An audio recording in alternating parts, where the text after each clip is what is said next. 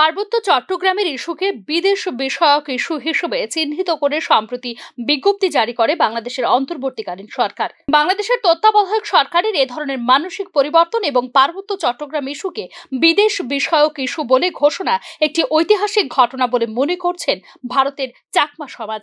মোহাম্মদ ইউনূস নেতৃত্বাধীন বাংলাদেশের অন্তর্বর্তী সরকারের এই সিদ্ধান্তকে স্বাগত জানিয়েছে Chakma development foundation of India.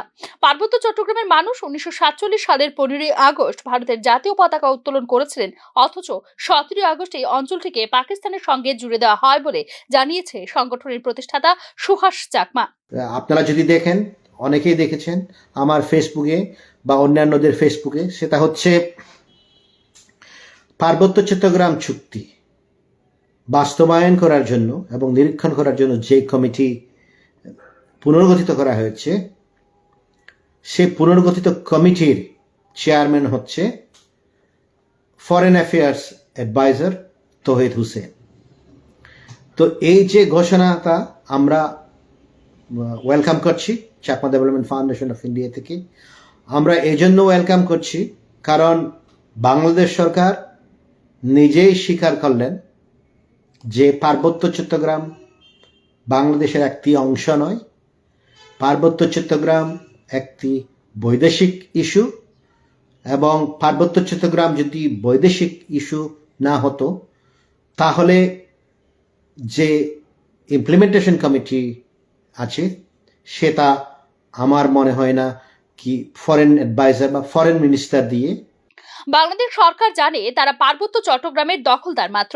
দেশের মোট সেনা সংখ্যার 1/3 এই অঞ্চলে নিযুক্ত করে দিয়ে দখলদারি ধরে রেখেছে।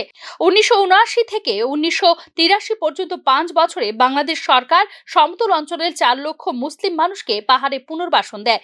যেভাবে ইসরায়েল অধিকৃত আবার ভূমিখণ্ডে নিজেদের লোককে বসিয়েছে, সেই কায়দায় ঢাকার লক্ষ্য হলো পার্বত্য চট্টগ্রামের জমি দখল।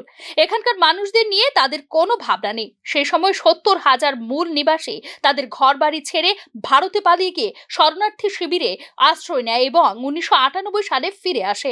পার্বত্য চট্টগ্রামের জঙ্গি তৎপরতা চলার সময়ে বাংলাদেশের সেনাবাহিনী হাজার হাজার নিরীহ মূল নিবাসী মানুষকে হত্যা করেছে বলে জানান চাকমা ডেভেলপমেন্ট ফাউন্ডেশন অফ ইন্ডিয়ার প্রতিষ্ঠাতা সুহাস চাকমা। বা আইডেন্টিফাই করার দুইটা উপায় রয়েছে।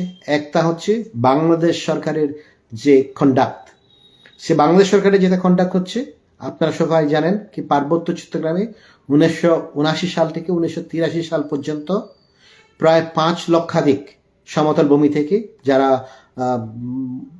মুসলিম ধর্মাবলম্বী তাদেরকে পার্বত্য চট্টগ্রামে গিয়ে বসবাস দেওয়া হয়েছে। আর পার্বত্য চট্টগ্রামে সে ধরনের বসবাস অ্যাকচুয়ালি আপনারা বুঝতে পারছেন, সেটা akin to Israeli practices in occupied Arab territories. মানে ইসরায়েল যেভাবে প্যালেস্তানিয়ান এরিয়াতে গিয়ে অকুপাইড আরব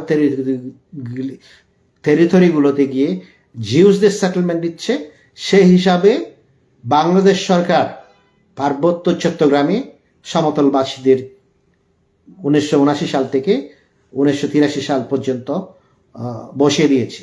যদি অকুপাইং পাওয়ার না হতো বাংলাদেশ, তাহলে নিজের দেশের লোক এক জায়গায় থেকে অন্য জায়গায় নিয়ে বসবাস করতো না।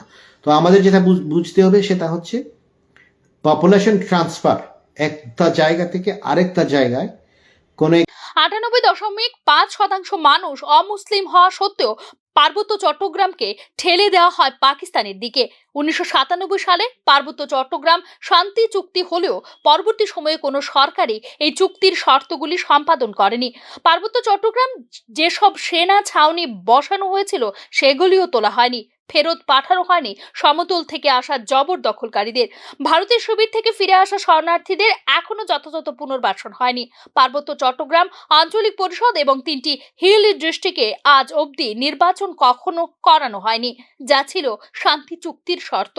এবার পার্বত্য চট্টগ্রাম চুক্তির বাস্তবায়নে কমিটি পুনর্গঠনের বিজ্ঞপ্তি জারি করবে বাংলাদেশের অন্তর্বর্তী সরকার। দেশের বিদেশ বিষয়ক উপদেষ্টা তৌহিদ হোসেন হবেন এর আহ্বায়ক।